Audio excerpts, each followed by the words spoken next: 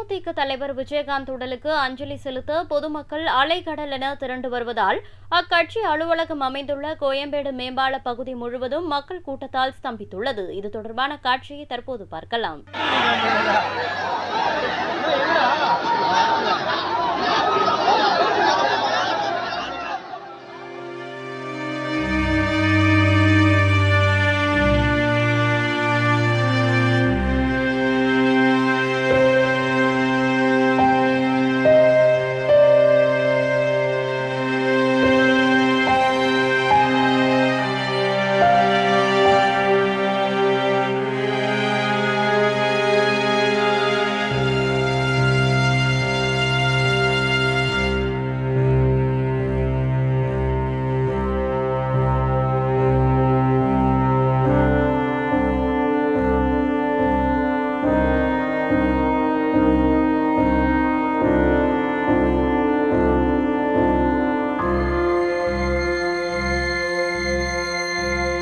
செய்திகளை உள்ளது உள்ளபடி தெரிந்து கொள்ள ரெஃப்ளெக்ட் நியூஸை சப்ஸ்கிரைப் பண்ணுங்க.